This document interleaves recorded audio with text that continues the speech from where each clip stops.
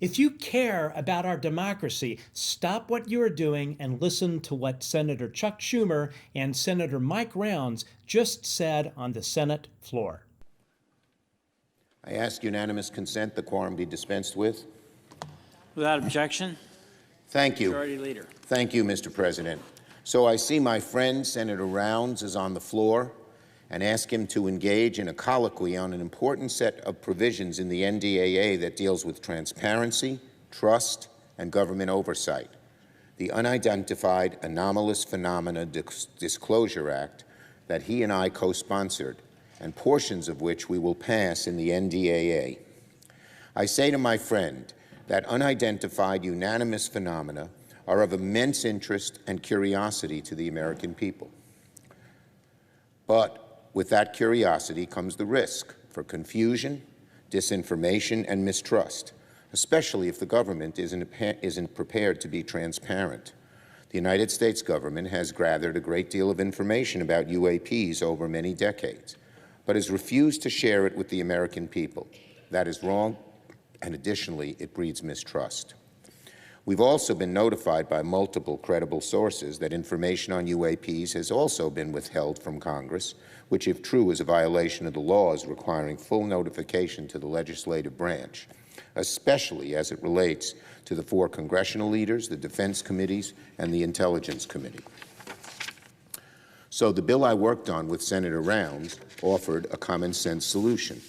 Let's increase transparency on UAPs by using a model that works, by following what the federal government did 30 years ago with the JFK Assassination Records Collection Act.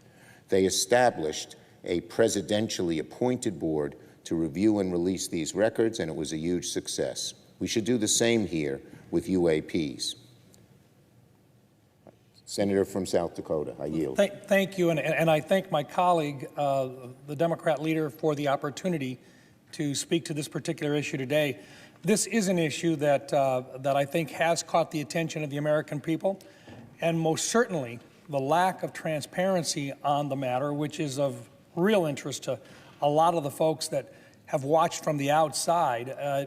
Well, it brings together, I think, a notable parallel in the withholding of information about items that are in the government's possession regarding, in this particular case, the assassination of President John F. Kennedy. That same approach by government in terms of the possible withholding of information brings more questions and more attention to the issue of the assassination. We wanted to take that same approach with regard to how we could dispel myths, misinformation about UAPs, about unidentified flying objects, unidentified objects that simply have come to the attention of the American people. Congress did pass legislation 30 years ago requiring the review and release of all records relating to that historic tragedy, the assassination of John Kennedy, which has led to the release of a great deal of information. The UAP Disclosure Act was closely modeled on the JFK Records Act. Say to my colleague from South Dakota, who we've worked with as a great team on this issue and many other issues, I might add, it's beyond disappointing that the House has refused to work with us on all the important elements of the UAP Disclosure Act during the NDAA conference. But nevertheless, we did make important progress. For the first time, the National Archives will gather records from across the federal government on UAPs and have a legal mandate to release those records to the public if appropriate. This is a major, major win for government transparency on UAPs, and it gives us a strong foundation for more action in the future. I agree, sir, and I think probably the most significant shortcomings that I think we need to visit about as well, shortcomings of the conference committee agreement that are now being voted on, were the rejection, first of all, of a government-wide review board composed of expert citizens, presidentially appointed and Senate confirmed, to control the process of reviewing the records and recommending to the president what records should be released immediately or postponed, and a requirement as a transparency measure for the government to obtain any recovered UAP material or biological remains that may have been provided to private entities in the past and thereby hidden from Congress and the American people. We are lacking oversight opportunities, and we are not fulfilling our responsibilities. Well, I'd like to echo what my friend Senator Rounds has said today and on many occasions. It's essential we keep working on our proposal to create an independent, presidentially appointed review board that can oversee UAP classified records and create a system for releasing them where appropriate to the public. Again, as the Senator has said, it's the same method used for the JFK records, and it continues to work to this very day. It is really an outrage the House didn't work with us on adopting our proposal for a review board, which, of course, by definition here is bipartisan in the Senate. Now it means that declassification of UAP records will be largely up to the same entities that have blocked, obfuscated their disclosure for decades. We will keep working. I want to assure the American people, Senator Rounds and I will keep working to change the status quo. And before I yield finally to him, I'd like to just acknowledge my dear friend, the late Harry Reid, a mentor who cared about this issue a great deal. So he's looking down and smiling on us, but he's also importuning us to get the rest of this done, which we will do everything we can to make happen. I agree with my friend and colleague.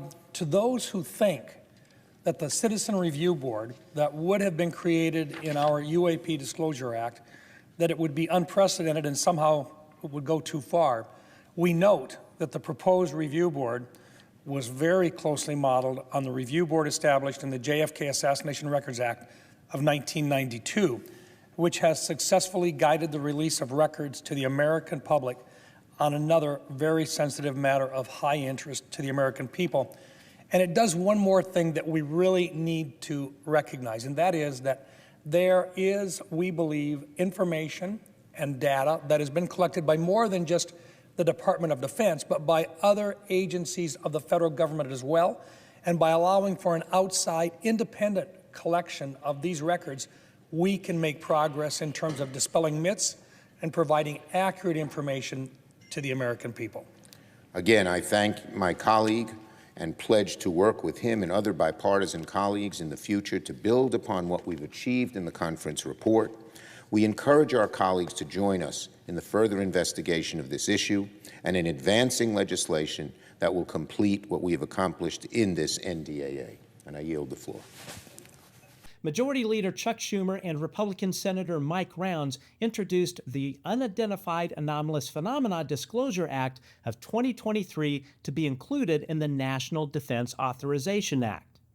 The legislation, 63 pages in length, would force the government, particularly the Pentagon, to come clean with Congress and the American people regarding what it knows about UAPs, and what it knows is a lot.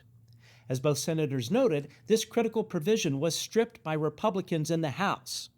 Ohio Republican Congressman Mike Turner and other Republicans with deep ties to the defense industry led this effort to derail democracy. Senator Schumer said, quote, "It's really an outrage the House didn't work with us on adopting our proposal for a review board, which of course by definition here is bipartisan in the Senate. Now it means that the declassification of UAP records will largely be up to the same entities that have blocked, obfuscated their disclosure for decades. This is indeed an outrage. But there is much that Americans should be outraged about. Outraged that elements of the United States government have decided the American people cannot be told the truth. Outraged that Deputy Secretary of Defense Kathleen Hicks, with a stroke of a pen, can decide on her own that Congress does not need to know the true nature of certain classified special access programs. Outraged that the Central Intelligence Agency has been using a secret program called the Office of Global Access to hire private defense contractors to recover crashed off-world vehicles as a method to hide these recovery operations from Congress. Outraged that the CIA Office of Global Access, in concert with elements of the Joint Special Operations Command, hired private security contractors operating under non-official cover to target and physically threaten government whistleblowers, American whistleblowers. Most of all, Americans should be outraged that our democracy is being subverted by a group of non-elected government officials who have decided for themselves in a perverse, twisted way that the people we elect are nothing more than temporary employees who must be kept in the dark. It's outrageous. It's criminal. It's un-American.